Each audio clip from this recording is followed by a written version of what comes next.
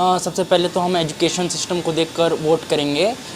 Religious discrimination बहुत है, इसलिए रिलीजन्स की तरफ नहीं जाते हुए हम एजुकेशन की तरफ वोट करेंगे।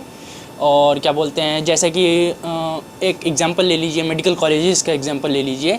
मेडिकल कॉलेजेस जैसे कि सरकारी कॉलेजेस बहुत ही कम हैं इंडिया में, इसलिए बच्चे बहुत ज़्यादा अब्रॉड जाते हैं। तो हम ये सोचकर वोट करेंगे कि इस साल अगर सरकार आए तो सरकारी मेडिकल कॉलेजेस बहुत ज़्यादा इस्टेब्लिश हों, और क्या बोलते हैं, जिससे कि बच्चों को अब्रॉड ना जाना पड़े और अपनी पढ़ाई अपने ही देश में, अपने ही नेशन में कर सकें। मेरा नाम आशुतोष कुमार राय है। ये कि एजुकेशन जो है वो प्राइमरी है सर, प्राइमरी नीड है सबकी। और सर एक चीज़ हम ये भी देखते हैं कि जो काम सर पहले से ही नहीं हो रहा है, अगर उस पर कोई एक कदम भी अगर बढ़ा रहा है तो बहुत बड़ी बात है। और मैं सर मेरा ये सोचना है कि मौका सबको मिलना चाहिए, ठीक है।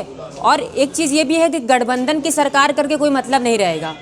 3 पैर की सरकार कभी नहीं चली है, हमें मजबूत को और मजबूत बनाना चाहिए।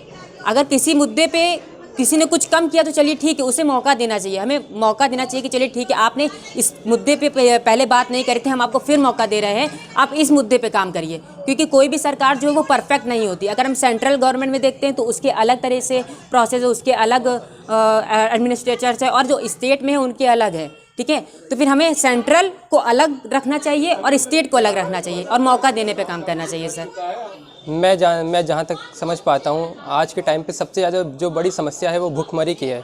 तो जो गरीबों के लिए और भूखों के लिए जो कुछ काम करेगा हम उसी को वोट करेंगे। हमारे यहाँ एक शेर पढ़ा जाता है कि जो उसूलों से लड़ पड़ी होगी वो ज़रूरत कितनी बड़ी होगी, एक भूखे ने फिर कर ली मंदिर में चोरी, शायद भूख भगवान से बड़ी होगी। तो मैं ये चाहता हूँ कि जो लोग भूखों को, गरीबों को की मदद करें, उनके लिए काम करें, हम उन्हीं को वोट देंगे। फर्स्ट टाइम वोट देने जा रही हूँ, मैं वोट उसी को आधार मान के देना चाहूँगी जो कानून व्यवस्था अच्छी रखे। इनफैक्ट अभी भी व्यवस्था अच्छी है बट और बेहतर हो सकती है। और जो हमारी शिक्षा है, हम एक स्टूडेंट हैं, हम समाज को लेकर नहीं चलते, लेकिन हम एक स्टूडेंट समाज को लेकर चलते हैं। और वो यही कहता है कि अगर हमारी शिक्षा व्यवस्था अच्छी होगी तो हम उसी को वोट देंगे जो हमारी शिक्षा व्यवस्था को अच्छी बनाएगा। और प्रेजेंट टाइम में मुझे नहीं लगता कि अभी शिक्षा व्यवस्था बहुत ही ज़्यादा विकसित हुई है, क्योंकि स्टूडेंट ऐसे कि बहुत पढ़े लिखे हैं फिर भी वो घर पे बैठे हैं। उसका एक बहुत बड़ा कारण है कि वैकेंसियाँ बहुत कम आ रही हैं। तो और ये भी नहीं मैं कहती कि वैकेंसियाँ उन्हीं को मिल रही हैं जो बहुत ही ज़्यादा मतलब शिक्षित हैं, उनको मिल रही हैं, और जो बेरोज़गार हैं उनको नहीं मिल रही है।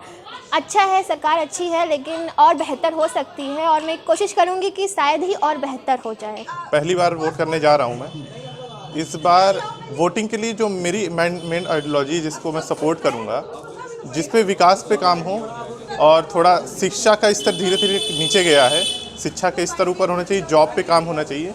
और जो ये मतलब जो निचले स्तर की राजनीति थोड़ी जो कम सपोर्ट करे उसको सपोर्ट करना चाहिए, और जो जॉब अपॉर्चुनिटी लोगों को ज़्यादा दे, क्योंकि जॉब सबसे इम्पॉर्टेंट फैक्टर है हम लोग की लाइफ के लिए। पहली बार 2022 में जो विधानसभा का चुनाव होने वाला है, मैं उसमें पहली बार वोट करने जाने वाला हूँ, और मैं इसके लिए बहुत खुश हूँ, बहुत एक्साइटेड हूँ।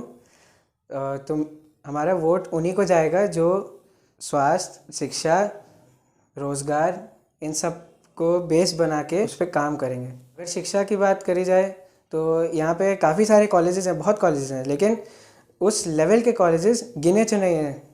तो मैं यही चाहूँगा कि जो भी सरकार पावर में आए वो और उस लेवल के कॉलेजेस बनाए ताकि हम लोग को अच्छी शिक्षा प्राप्त हो।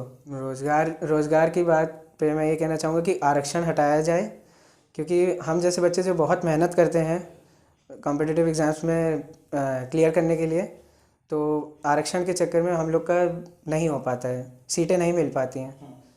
हम अपने एजुकेशन को देखते हुए मतलब पार्टी को वोट देंगे, और भी काफ़ी सारे वैसे विकास को देख कर वोट देंगे। धर्म जाति देख के बिल्कुल वोट नहीं करेंगे।